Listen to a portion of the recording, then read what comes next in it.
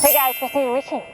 If you want more pars, but you're overdrawing all your shots and you can't figure out why, all right, so they're kind of hooky, what the heck's going on? Here are a few things to look at. If you're a player that has a quiet body, meaning that you don't have a lot of hip rotation or torso rotation through the shot, you're more passive, swinging in to out and getting the forearm rotation, make sure your grip's not too strong, all right? Because if it is and you're releasing, if your grip is super strong and you're releasing, you're really shutting the face, so you're getting that overdraw.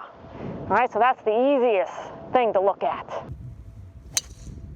right, the next thing to look at if you're overdrawing your shots is your alignment. Super simple.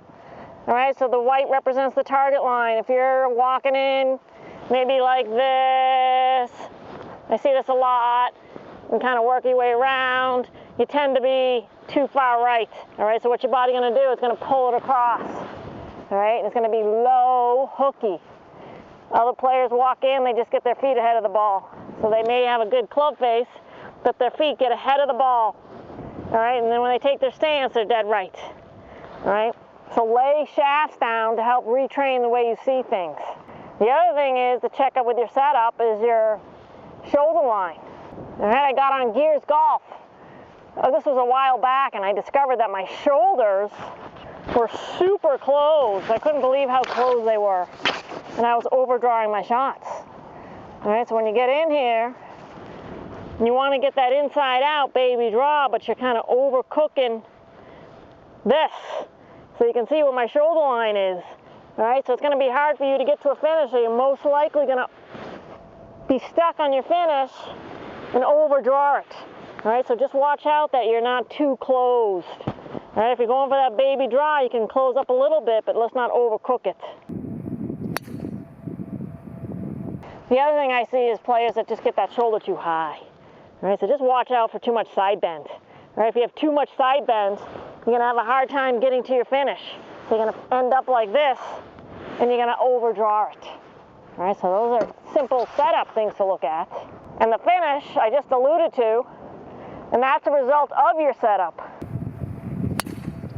All right, so if you're a player that overdraws and you don't have any hip mobility limitations or back, all right, go ahead and you feel like you're super passive with your body. All right, so you're just really rotating those forearms and you're not really opening up the hips, so your hips kind of look like this at impact. All right, so at impact and just past, your hips are pretty, maybe 10 degrees open. All right, so you're going to lay a shaft down on the ground just like so, and it's going to represent a little bit more hip rotation so you can get there. All right, so I'm going to go ahead and move the camera. All right, so laying a shaft down to be your guide. I'm going to move this ball just for a second so I can show you. So if you have no limitations, you're overdrawing your shots, you may not just be, you need to get your hips more open. All right, you may be finishing like this and a little bit flat-footed. Your belt line's here, your hips are here. All right, instead, as you go to the top, get the hip to open. So I'm going to put this over here. Get the hips to open. All right, so you can see it's parallel with that shaft on the ground, the orange shaft. All right, your hips aren't opening enough if you have no limitations. All right, your torso is going to also be open, but not as much. All right, so this is for players that have no limitations. All right, players that kind of keep their hips square, right, and overdraw and have a lot of release, right, you're going to overdraw it. So you won't have to release as hard if you get your hips open. Right, if you get your hips open and torso more open at the point of impact, your release can be a lot more stable, so you don't have to close the face as much if you're a player that doesn't rotate. If you're a player that doesn't rotate, you have to do it. And oftentimes you end up with an overdraw. All right, so I'm going to go ahead and hit a ball so you can see it from that angle. I think it'll be kind of cool. So as far as degrees, I get open my hips about 50 degrees. All right, so just work with a golf professional to find out what works best for you.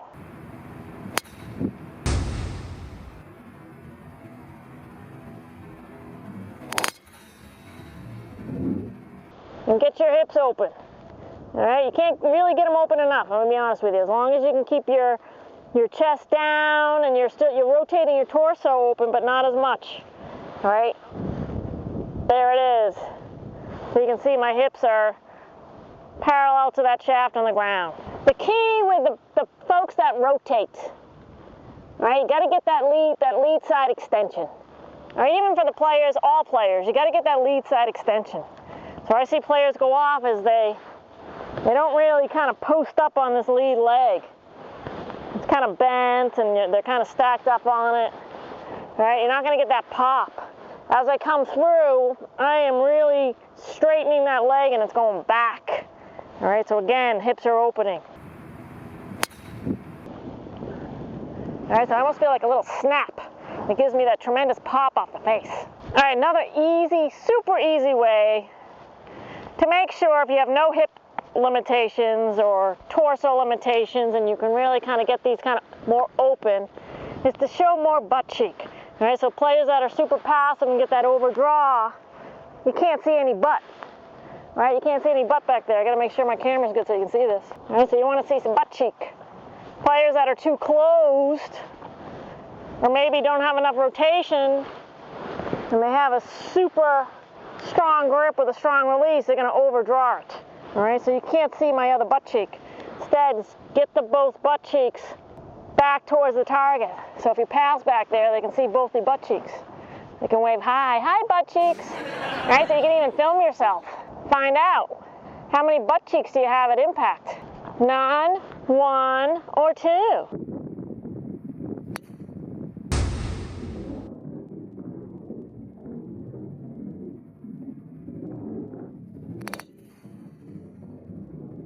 I'm thinking I had a good almost two. All right, same deal from the fairway. All right, depending on what your body likes to do, you're gonna see both butt cheeks. All right, so depending on what your body likes to do, you're gonna see maybe one or two butt cheeks. If you less butt cheeks, you need forearm rotation. More butt cheeks, less forearm rotation.